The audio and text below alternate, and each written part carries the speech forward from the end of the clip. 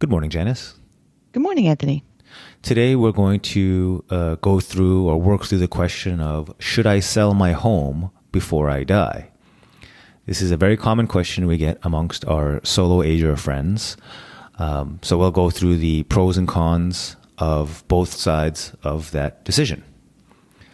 So the reason why, one of the reasons why our solo ager friends are interested in selling their home before they pass, like sort of taking care of that, is they feel bad. They don't want to leave a mess for whoever, they don't want to leave a mess behind. Whether that's the packing, the cleaning out, the moving, renovations, any of it. They just sort of feel like, and it's an admirable feeling of responsibility that they'd want to take care of that. Yeah. Yep. Tying up their loose ends, cleaning things up. Yeah. And in a few instances, not often, but they'll be downsizing anyway. So it's not just about helping out their heirs and executors. It's also about reducing their own maintenance during their life. Which that is, to me, that's a completely separate issue. Like if that's your motivation for selling, that should in and of itself have its own analysis. We're really focusing today on whether or not cleaning up a mess on behalf of your heirs is a sufficient reason to, on its own, to sell your home before you pass away for our solo ager friends. Okay, so the reasons why I've generally, I think in almost every case I've recommended or at least suggested to our solo ager friends that it's fine to live where you want and to leave the task of selling your home to your executor after you pass. Like that is in many ways preferable. Is number one, and this is sort of my personal take on it. I don't think anyone should spend their final years cleaning, packing, staging, moving, doing stuff they don't particularly want to do for after they pass away. To help out somebody else after they pass away. I'm like, no, don't have to do that. No, just enjoy it, right? Enjoy what's going on, enjoy life. And I don't think anyone has on their, bucket list, clean out my garage. No, that's never on my list. It's on there forcefully, but that's not something fun. No. If you're a solo ager and you're already thinking about these things, meaning you're possibly advanced in years, do things you've always wanted to do, not this. Spend that time wisely, yeah. Exactly. Go on a trip. Do anything you want to do, but this, because I can't imagine this would be anything fun. And if you still have that mental tug, like, no, I should take care of this. I do feel like an obligation or responsibility to my heirs or executor, even if I pass.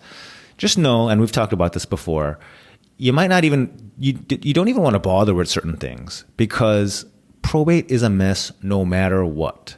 Right. Even if you think you've tied up every loose end and crossed every T and dotted every I,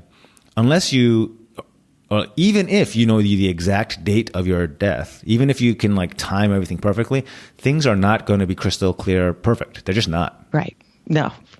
And then most people do not know the exact date or year or whatever they're going to pass. So anything you clean out, prepare, and whatever will, a new mess will accumulate between when you finish doing that and when you actually pass. Right. So that's why we've talked about in the past before, there's a lot of don't bothers for our solo ager friends. Like other examples are, making little treasure maps for where your keys are or, your laptop password. Like those things change between now and when you pass more often than you realize. Yes, absolutely. And you don't want to spend time doing something you think may be necessary, but it's not, right?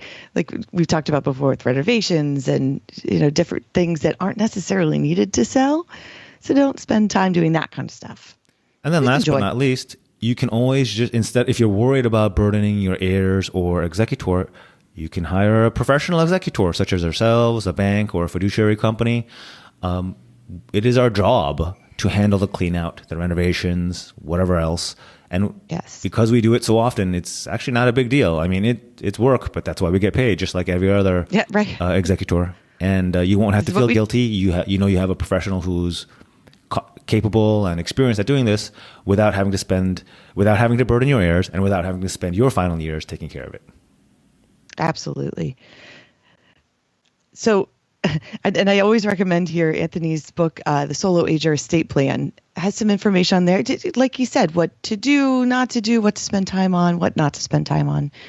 Just enjoy. Really take this off your bucket list. It should be on no one's bucket list. I mean, I don't know about you, Janice, but I'm actually I'm enjoying getting to know more and more solo agers.